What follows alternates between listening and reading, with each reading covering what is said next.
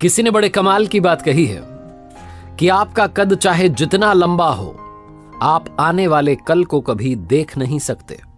एक छोटी सी कहानी सुनाता हूं। एक बार भगवान विष्णु जी अपनी सवारी गरुड़ पर सवार होकर के कैलाश पर्वत पहुंचे भगवान शिव जी से मिलने के लिए। गरुड़ जी जो इतना तेज उड़ते थे, उनकी रफ्तार का कोई मुकाबला नहीं था। कैलाश पर्वत पहुंच गए। भगवान विष्णु जी भगवान शिव जी से मिलने के लिए अंदर चले गए और गरुड़ जी जो थे वो वहां कैलाश पर्वत की जो खूबसूरती थी उसे निहारने लगे। वो जो प्राकृतिक दृश्य था उसने उन्हें सम्मोहित कर लिया था। वो देख रहे थे कि कितनी सुंदर जगह पर भगवान शंकर जी रहते हैं। तभी उनकी नजर एक छोटी सी चिड़िया पर पड़ी, रंग बिरंगी चिड़िया, छोटी सी प्यारी सी। और उसे देख करके गरुड़ जी सोचने लगे कि ईश्वर ने कितनी खूबसूरत चिड़िया बनाई है, कितनी सुंदर पक्षी ये बनाया है, बहुत ही खूबसूरत है। उसे निहार ही रहे थे कि तभी वहां कैलाश पर्वत पर यमदेव आ गए, यमराज आ गए। उन्हें प्रणाम किया गरुड़ जी ने। यमदेव जो थे उन्होंने आशीर्वाद दिया। उसके बाद यमदेव जो थे वो उस चिड़िया को आश्चर्य से देखने लगे और देखते देखते वो अंदर चले गए। वो जो बैठक थी जिसमें आए थे वो चले गए। भगवान शिव जी से मिलने वो भी आए थे।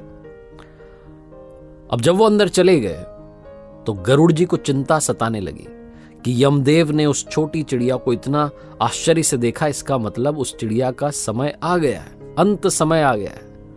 और जब यमदेव यहां से निकलेंगे बाहर तो उसे अपने साथ लेकर के चले जाएंगे। मुझे इस चिड़िया को बचाना होगा। यही थॉट लेकर के गरुड़ जी सोचने लगे क्या करूं। उनके मन में एक विचार आया। वो पंजे में उन्होंने उस छोटी सी चिड़िया को दबाया और कैलाश पर्वत से उड़ गए।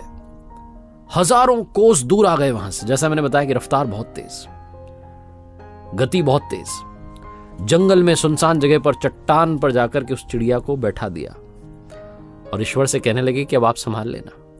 गरुड़ जी को लग रहा था कि भाई यहां तो सुरक्षित हो गई, कोई दिक्कत नहीं है, मेरा काम हो गया। फटाफट से वापस वहां से उड़े और कैलाश पर्वत पहुंच गए। कैलाश पर्वत पर जब पहुंच गए तो गरुड़ जी अब शांति से कैलाश पर्वत को निहार रहे थे। उन्हें लग रहा था मैंने अपना जो कर्तव्य है वो निभा दिया है। तभी वो जो बैठक थी वो खत्म हुई। यमदेव बाहर निकले। जैसे ही यमदेव बाहर निकले, यमराज को फिर से गरुड़ जी ने प्रणाम किया और पूछने लगे कि एक बात मुझे बताइए, वो जब आप अंदर जा रहे थे आप एक छोटी सी चिड़िया को, रंग बिरंगी चिड़िया यहाँ बैठी थी, उसको आश्चर्य से देख क्यों रहे थे?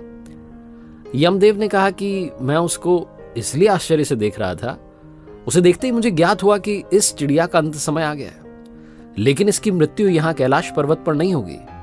इसकी मृत्यु यहां से हजारों कोस दूर सुनसान जंगल में एक चट्टान पर जब ये बैठी होगी तो एक सांप इसे खा जाएगा, इसकी मृत्यु वहां होगी।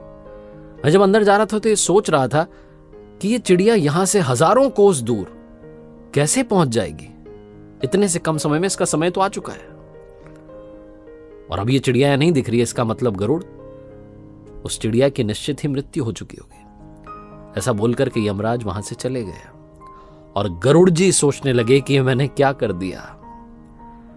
मैं खुद उस चिड़िया को वहां जंगल में छोड़ आया जहां अब तक सांप उसे खा चुका होगा, उसकी मृत्यु हो चुकी होगी।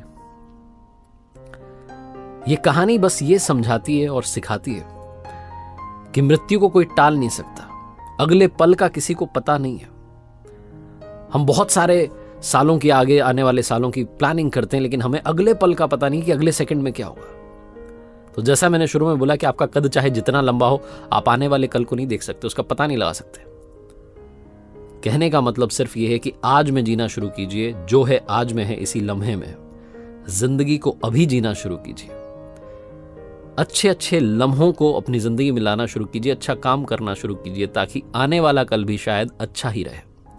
एक बार फिर से आपसे कहना चाहता हूं, जो अक्सर कहता हूं, ऊपर वाले के आशीर्वाद के साथ, अपनी सच्ची मेहनत के साथ और अपनों के प्यार के साथ कर दिखाओ कुछ ऐसा कि दुनिया करना चाहे आपके जैसा।